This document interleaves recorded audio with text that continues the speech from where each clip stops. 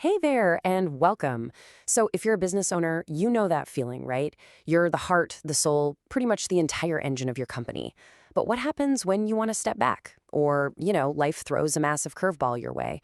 Today, we're going to break down a roadmap that's all about moving from being trapped in your business to achieving real, actual freedom. Okay, let's get into it. So, let me ask you something straight up. Have you really thought about your exit plan? And I don't just mean selling someday in the distant future. I mean, what would happen to your business, your life's work, if you just weren't there tomorrow? It's a tough question, I know, but it's one we have to ask. Because, let's be honest, no matter how perfect your 5-year plan is, life is just unpredictable. There are these 4 major life events that can completely derail even the most successful business, and we call them the 4 Ds. And here they are. First, you've got divorce, which can just rip a company's ownership in two. Then there's the departure of a key partner, which can leave a massive, gaping hole. A sudden disability could grind operations to a halt overnight. And then, of course, the big one, death. It's gonna happen, and if your business is left to people who don't know how to run it, well, the value you spent a lifetime creating could just vanish. Okay, so the big question is, how do you protect everything you've built? How do you move from just reacting to these huge risks to proactively building a business that can stand on its own 2 feet, one that's resilient and doesn't depend on any single person? The answer is a structured, step-by-step approach to building value and independence right into the DNA of your company. And that's where this whole idea comes in, the OptiGrowth hierarchy of business needs. Honestly, the best way to think about it is like a blueprint or a roadmap that shows you exactly how to take a business from just surviving all the way to a place of true freedom for you, the founder. All right, here it is in all its glory, the full pyramid. Now, I know it might look a little complex at first, but it's an incredibly logical journey. Don't worry, we're going to build this thing together, level by level, starting right where every single business begins, at the very bottom. All right, let's start at the beginning. The first stage of this journey is all about building a rock-solid foundation. You just can't build a skyscraper on sand, and you absolutely can't build a lasting business without mastering these first 2 layers, revenue and financial management. Yup, it all starts right here. Level 1, revenue. I mean, it's pretty simple, right? A business exists to make money. If you don't have consistent cash coming in the door, the company just can't survive. Funding dries up, loans get called in. The ability to reliably generate income is the bedrock of everything else. But hey, just bringing in cash isn't the whole story, is it? You have to manage it, and that brings us to level 2, financial management.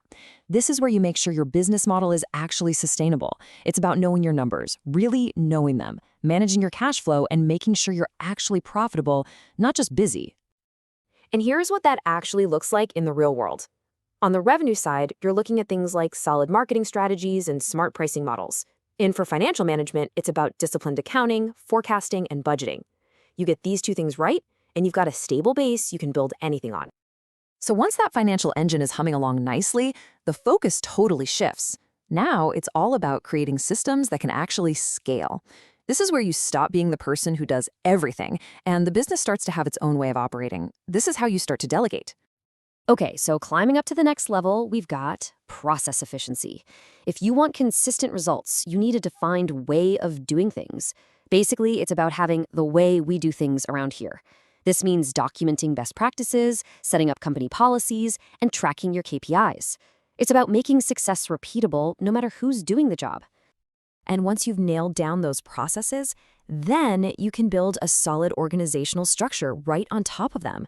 This is where you put the right people in clearly defined roles. This is what lets you, the owner, start handing off responsibilities with confidence because you know there's a system there to support your team. So to put a bow on this middle section, it's all about creating efficiency with policies and best practices, and then building a human structure with the right people in the right seats. And check out that last point, succession planning. That's a huge one, right? At this stage, you're not just running a business, you're actively designing it to outlast any single person, including yourself. Okay, I know what you might be thinking. Building all these layers of process and structure, that sounds like a lot. And you're right. So how do you actually manage a transformation like this without getting totally lost in the weeds? Well, that's where the tools of the framework come in. The secret sauce here is actually managing it like a real project. Progress gets tracked through clear dashboards, just like these, which creates real accountability. It all comes down to that simple, powerful question: who does what and by when? This is what turns the abstract pyramid into a concrete plan you can actually follow. And get this, you're not doing it alone. Technology is a huge part of the support system. I mean, imagine having 24/7 access to an AI-powered advisor. You have a question about cash flow at 2 in the morning, you get an answer. It's like having a business genius in your pocket, guiding you every step of the way. All right, so we've built the foundation. We've scaled up with people and processes. All of that hard work has been leading to this one thing, the very top of the pyramid. And here it is, the top. Freedom. This is the moment where the business is finally mature enough to run without your constant day in, day out involvement. It's not just sellable anymore, it's sustainable. This is where you get true control back over your own life. And this, right here, is the most important part of the whole thing. Freedom doesn't just mean you have to walk away. It means you finally have the choice. You can stay on as a strategic chairman, become a passive shareholder just collecting dividends, or, yeah, you can sell the business for its absolute maximum value. The power to choose, that is the ultimate prize. I love this image because it just sums up the whole journey perfectly.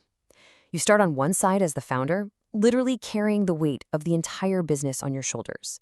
And this framework, this is the bridge that you build, piece by piece, to get to the other side. A stable, structured asset that gives you freedom and options. So I want to leave you with this. Take a good look at that path we just walked through, at that pyramid. Where are you on it right now? And maybe more importantly, what's your very next step on that path to freedom?